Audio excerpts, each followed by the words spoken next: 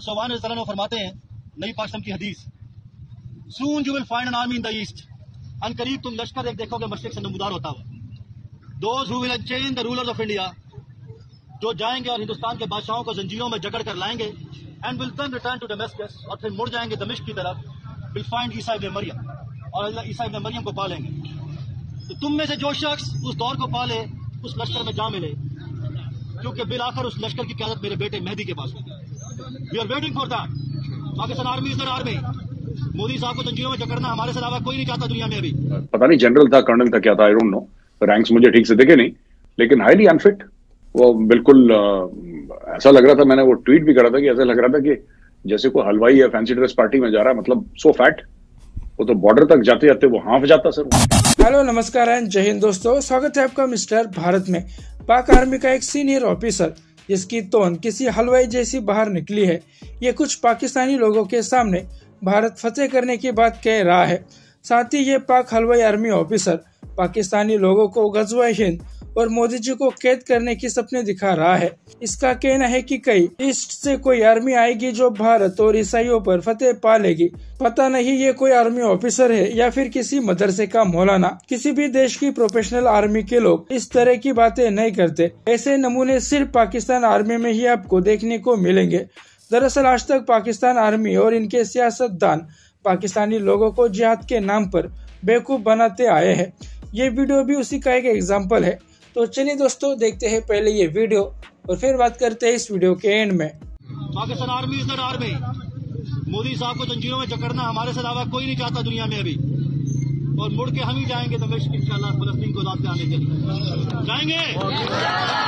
Sir, ये जो mind set है गज़वा हिंद का, ये आप तो बहुत एंजॉय करते होंगे देख के इसको कि ये नहीं जाने वाला पाकिस्तान से। सर मुझे बस एक चीज का ये अफसोस है कि ये सिर्फ पाकिस्तानी जो हैं सर, ये सिर्फ बोलते हैं, ये करते नहीं हैं। ये पूरा जो गज़वा हिंद का मामला है, वो जो पाकिस्तानी फौज का अफसर है, हम ये कर देंगे, कोई महदी है जिसकी आर्मी आएगी, ईस्ट से आएगी आर्मी, पता नहीं कौन सी ट्रेन से आ रही है आर्मी, अभी तक तो पहुंची नहीं है। ठीक है, ये पता नहीं विच ट्रेन और which flight this army is taking. तो सर ये मेरा सिर्फ ये है कि एज अ प्रोफेशनल आर्मी जो मैंने सीखा है sir, and I was a very junior officer in the army, so but जो भी थोड़ा बहुत मैंने सीखा, मुझे सिर्फ ये बोलते थे कि let your action speak, you keep quiet. तो तुम्हें बोलने की जरूरत नहीं है, अपना काम ऐसा करो कि तुम्हारा काम बोले, तुम्हें बयानबाजी करने की जरूरत नहीं है। ये मुझे फौज ने सिखाया और मैंने फौज से सीखा। तो जो करना होता है कर देते हैं। जैसे भारत की भी यही फिलॉसफी है सर। इंडिया में भी, इंडिया की सरकार आप देखिएगा कभी लंबी चौड़ी अनाउंसमेंट नहीं करती। मोदी जी को जो करना है 370-35 से हटाना है, एक दिन अचानक हट जाएगा, कहानी खत्म। इसके ऊपर लंबा चौड़ा बयान देना कि हम ये कर देंगे, फिर वहां से फौजें आएंगी, वहां से घोड़े आएंगे, फिर यहां से हम लोग लाल किले पे सब्ज हिलाली परचम लहराएंगे इंशाल्लाह, ये होगा, ये सब क्या बोलने की जरूरत है? इसको बार बार इसको अनाउंस करने की क्या जरूरत है? जिसको करना है वो कर देता है सर, जिसको बोलना है वो बोलता रहता है। तो बड़बोले लोग हैं sir, we don't take them seriously. यहाँ पे तो बड़ी मजाक उड़ाई गई। और उस जनरल का सर, ही वाज पता नहीं जनरल था, कर्नल था, क्या था, आई डोंट नो, रैंक्स मुझे ठीक से दिखे नहीं, लेकिन हाईली अनफिट। वो बिल्कुल ऐसा लग रहा था, मैंने वो ट्वीट भी करा था कि ऐसा लग रहा था कि जैसे कोई हलवाई या फैंसी ड्रेस पार्टी में जा रहा है, मतलब सो फैट। वो तो बॉर्डर तक जाते जाते वो हांफ जाता सर वहां पे, he would not have been able to walk to the border. तो ये सब ये बातें करते हैं सर ये, और यही थोड़ा सा अफसोस होता है कि मतलब यू नो कि Why don't they do something? मतलब आपको लड़ना है आप लड़िए, आपको नहीं लड़ना है आप मत लड़िए। ये लड़ते नहीं है, ये लड़ाई के बारे में बातें बहुत करते हैं। जैसे मेरे बारे में भी सर, मेरे घर में माय मदर सेज कि ये खाने के बारे में बातें बहुत करता है, खाता नहीं, खाता इतना सा है, और बातें ऐसी कर देगा कि मुझे ये भी खाना है, मुझे ये भी खाना है, मेरे लिए ये भी लाओ, वो भी लाओ, और जब आता है तो खानी इसने वही 1.5-2 रोटी है, खाता वाता नहीं है। तो मुझे ऐसे यही लगता है कि sir, I think they enjoy talking more than fighting sir, like I enjoy talking about food more than eating food sir. So I think यही है चक्कर। जी भाई साहब, आपने कहा कि ये बातें करते हैं, कुछ करने जोगे नहीं है, कर सकते भी नहीं, मगर माइंडसेट, मेरा मसला ये है कि माइंडसेट जूं का तू है। आप ये बताइए कि एक इसमें थोड़ी सी मुझे इंटरेस्टिंग बात लगी, सोशल मीडिया पे ये वीडियो वायरल है, बहुत सारे लोग इसको ट्वीट और रीट्वीट कर रहे हैं, मगर नीचे आके पाकिस्तानियों की एक बड़ी तादाद इस पे लान तान कर रही है। आप इस सीन को कैसे देखते हैं?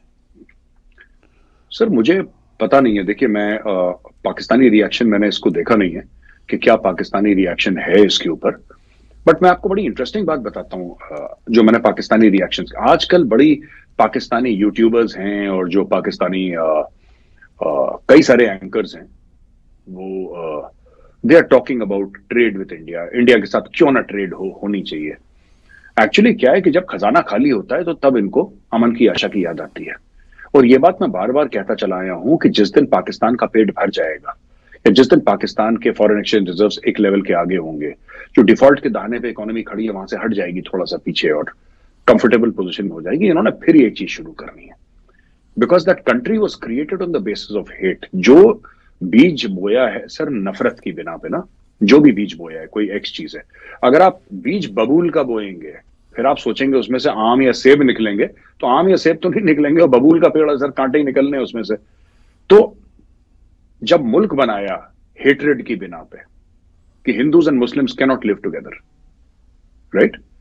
अब ऐसी बात नहीं है कि सर भारत में हिंदू और मुसलमानों के बीच में तकरार नहीं होती, झगड़े नहीं होती, ऐसी बात नहीं है, होती है, लेकिन there is an attempt and it is always an attempt. घर में लोग होते हैं सर, घर में लोगों के बीच में लड़ाई होती है, राइट, होती है, नोकझोंक होती है, लड़ाइयां होती हैं।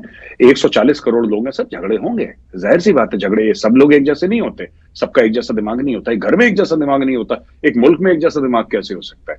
लेकिन पाकिस्तान में largely the thought is that अभी कॉम्प्रोमाइज कर लो, अभी माहौल खराब है, अभी खाने को नहीं है, डिफॉल्ट के दाने पे खड़े हैं, जिस दिन तगड़े हो जाएंगे फिर भारत को देख लेंगे। लेकिन सर कैपेबिलिटी तो पाकिस्तान में पहले भी कुछ ज़्यादा नहीं होती थी।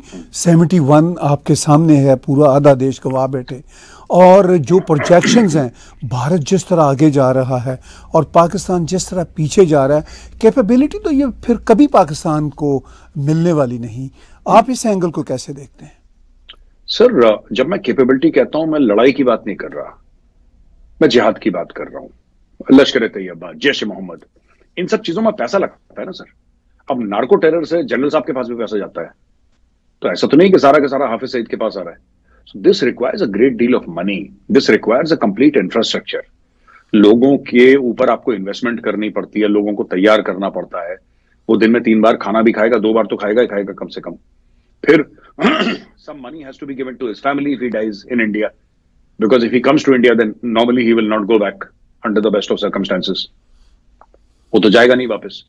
तो ये सब इंफ्रास्ट्रक्चर नीड्स मनी। दूसरी चीज ये है कि पाकिस्तान FATF में इतनी बार जा चुका है sir, 4 times it's been in FATF, तो थोड़ा सा वहां पे भी पाकिस्तान को डर है। अब देखिए ना, जहां तक जिहाद की बात हम करते हैं सर, पाकिस्तान आर्मी का तो मोटो है ईमान तकवा जिहाद फी सबीलिल्लाह, so which means that it is not a professional fighting unit. The avowed aim of the Pakistani army is jihad. वो चाहते हैं जिहाद करना, वो जिहाद के लिए जीते हैं, जिहाद के लिए मरते हैं। तो मैं तो वही कह रहा हूं कि तुम बोलते ज्यादा हो, तुम करते कुछ नहीं हो, और इनके बस का कुछ नहीं है सर। मैं आई एम वेरी डिसअपॉइंटेड। अगर मेरा दुश्मन भी अगर एक खास लेवल का होता तो मुझे भी थोड़ा सा फक्र होता, मुझे भी गर्व होता कि यार मैं जिससे लड़ रहा हूं कम से कम वो मेरे कद का तो है। अब fighting with pygmies, sir, we are fighting with pygmies actually. Very unfortunate for us.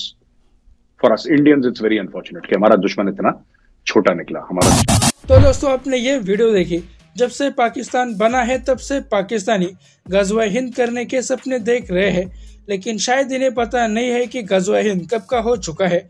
आज जो पाकिस्तान है वो गज़वा हिंद का ही तो नतीजा है। इनके पूर्वज पहले हिंदू थे, लेकिन तलवार की नोक पर इनका इस्लाम में कन्वर्जन हुआ था। तो पाकिस्तान कल भी गुलाम था और आज भी गुलाम है, और जो आक्रमणकारियों की तलवारों से नहीं घबराए वो कभी भी गज़वा हिंद नहीं होने देंगे। जब हिंदुस्तान गुलामी में था तब भी पूर्ण तरीके से गज़वा हिंद नहीं हो पाया था। तो आज का भिखारी पाकिस्तान, जिसके खुद के खाने के लाले पड़े हैं, वो गज़वा हिंद करने की और एक भी कदम नहीं बढ़ा सकता, और अगर गलती से बढ़ाएगा तो इनकी दोनों टांगे वहीं पे तोड़ दी जाएगी।